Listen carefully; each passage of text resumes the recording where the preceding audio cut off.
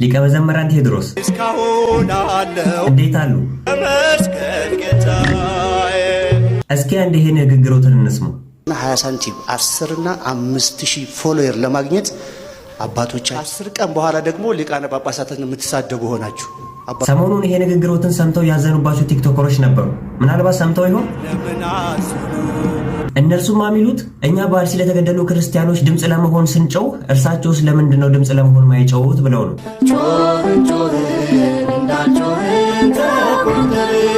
ምን ብላችሁ ነበር የጨዋችሁት ሊቀ መዘምራን? የተደበደብን እየተገፋን ነው። እውነት ነው። እርሶማ መች ክርስቲያን ሲነካ አይተው ዝም ይላሉ? ለመሆኑ በአርሲ ወንጀል የተፈጸመበት ቦታ እስካሁን ስንት ሬሳ ተቆጥሯል? ሰማዕታት እንጂ አንቆጥርም ሬሳ። ግን ቆይ በምን ምክንያት ነው እኛ ኦርቶዶክሳውያንን ነጥለው እንደዚህ የሚገድሉ? እንዳታስተምሩ በኢየሱስ ስም ብለው። እና እኛስ ብንሆን ከመሞት ዝም ማለቱ አይሻልም? ሞት ነው ወይስ ረሃብ፣ ስደት ወይ መከራ? ምን የሆኑት እኛን የሚያዘገይ ስሙን እንዳንጠራ። ኢየሱስ የሚሉት ስም ሁሉ መከራ በደስታ የሚቀበሉለት ነው ማለት ነው። ለመሆኑ ለምንድን ነው? ስሙ ነው መድኃኒት፣ ስሙ እኮ ነው ፈውስ።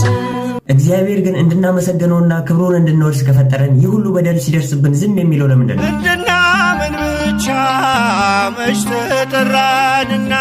እና ሌላ ምን አለ? በእሳቱም መካከል ቅን ያለን ምስጋና።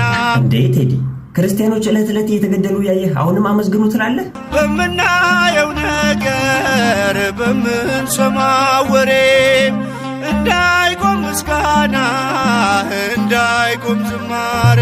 እንዴ የምን ምስጋና ነው? ሁላችንም ክርስቲያኖች ሆ ብለን ተነስተን ጠላት ላይ መዝመት ነው እንጂ ያለብን። መች ማጥፋት ይቻላል እሳትን በእሳት? እና እንዲሁ ተቀምጠን እንገደል ነው የምትለው? በገደሉን ጊዜ ቁጥራችን ይበዛል። እንዴ ቴዲ፣ ሰው ከሞተማ ሸሸ ተበላሸ ነው የሚባለው እንጂ። የሰማዕታቱ ደም የፈሰሰው በምድር አይተናል ሲያስቀጥል የክርስትናን ዘር። አሃ አሁን ተረድቻለሁ። በጣም አመሰግናለሁ። ትልቅ መልእክት ነው። ቃልዮትን ያሰማልን በእውነት። ታዲያ የኔ ቢጤው ቲክቶከር እርሶን ለመንቀፍ ለምን ቁጣው ቀደሙ? ቃም ለመናገር አፉ ባይታደል ይህን እስኪያይ ጠላት ምን አለ ዝም ቢል። ቢሆንም አንዲት ቃል መዞ ከመተቸት ሊቀ መዘምራን ምን ሊያስተላልፉ ፈልገው ነው ብሎ መረዳት ያስፈልጋል። መልካሙን ደብቆ ክፉን እያሳየ። ለመሆኑ የኔ አይነቱ ዋገጨ ቀልጣፋ እርሶን ያለ የቤተ ክርስቲያን ባለውለታ እንዲህ በድፍረት ሲናገር ማየት እንዴት አስቻሉ? ኃይልን በሚሰጠኝ በክርስቶስ ሁሉን እችላለሁ። እርሱ እንዳለ ሆኖ ቢያንስ መግለጫ መስጠት አለብዎ ብዬ አምናለሁ። ፈቃዴ ነው የሰውን ነገር ላልናገር። እንዴ ለምን?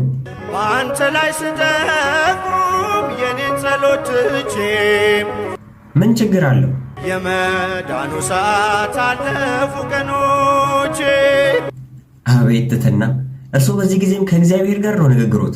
ለመሆኑ ምን ብለው አነጋገሩት? ሰዎች ፈረዱብኝ፣ አንተ ግን አዳንከኝ።